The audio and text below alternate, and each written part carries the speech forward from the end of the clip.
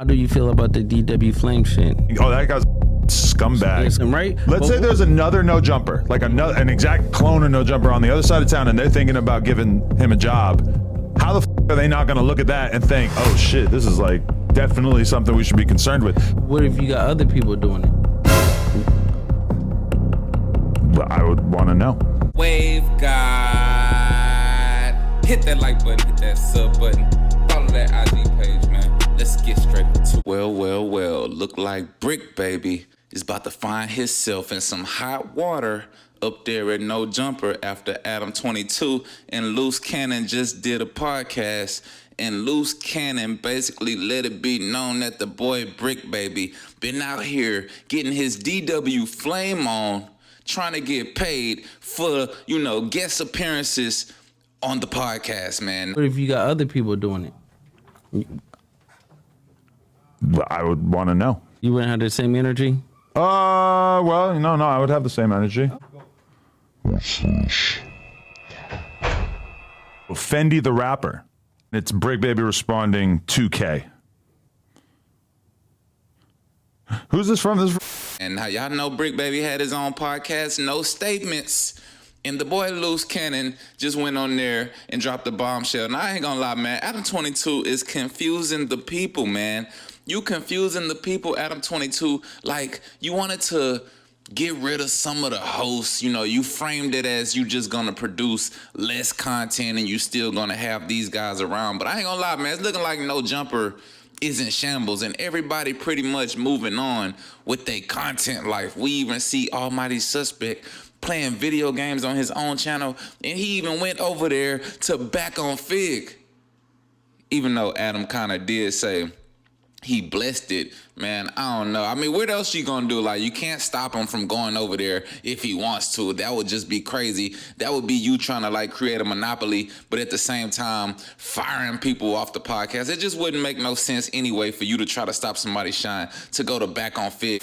Everybody already know about the scandal that took place when DW Flame and all them boys exited.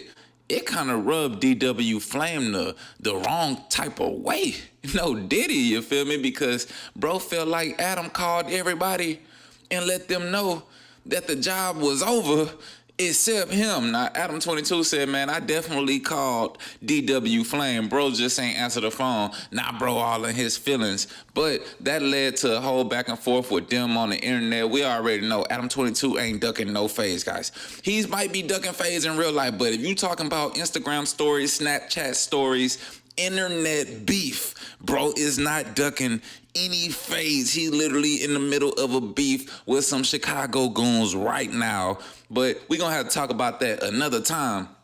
So we all know, man, he wanted all the smoke with DW Flame, just calling them big zesty cuh and all type of stuff. DW Flame is one of them old school type of gangsters, you feel me? I'm gonna keep it real. He not like these new age podcast gangsters. DW can't really handle the podcast type of lifestyle if he's gonna be still putting his neighborhood and his gang banging, his gang banging first. Podcasting got a little rough for the boy. He was thrown in a lot of situations, I would say, at the hands of Bricc Baby, but at the end of the day, man, that's y'all fault for acting like y'all was fake best friends and all this whole time y'all throwing little slick shade at each other that only y'all gang members gonna catch. And then whenever the world was catching on, it was like we had Bricc and them crashing out, hockey sticks in the chat, you feel me? DW Flame, in the midst of his beef with Adam22, made a couple questionable decisions. Now, first, he put his gangster reputation on the line when he basically let everybody know that D-John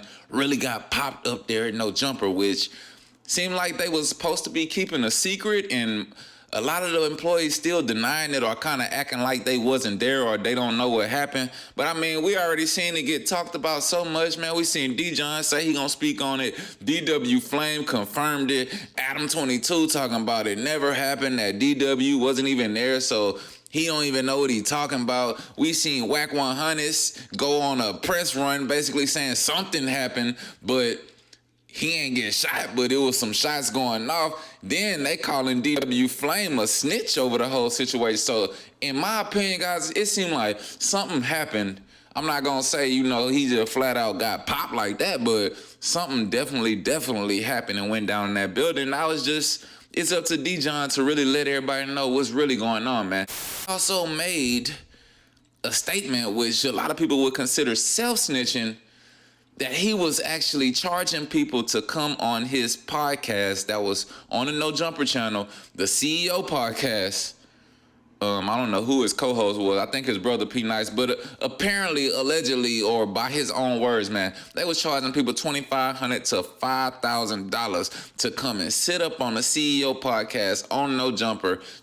Almost 5 million subs type stuff. But at the end of the day, man, we're talking 20, 30,000 views. 20, 30,000 views. Probably no business is gonna result from ever paying that amount to the CEO podcast. Like, I don't know who that thirsty to try to get up on No Jumper, but $5,000, $2,000 is too much to be paying to try to get on No Jumper. If anything, they should be paying people to come to their platform, and that's exactly what Adam22 be doing. We see he pay FBG Buddy and J-Mane and all these guys to come on the platform, so paying a side host, like a third string host, no offense DW Flame, but a third string podcast host on a third rate podcast show, paying $2,500 to $5,000 is absolutely crazy, man. Now the fans went crazy at this because they like, oh, DW Flame stealing from the company. We already know Adam22 gonna use it, even though Adam, he probably don't care because he just like, man, if y'all paid that much money to come on this guy's show, then y'all are crazy, and that's on y'all. Whole time, he's still spinning the narrative though, like it was shiesty and DW was shady, and like nobody's gonna want to do business with DW Flame after this because he exposed himself for kind of stealing from the company. Let's just be honest. DW ain't think it all the way through, man.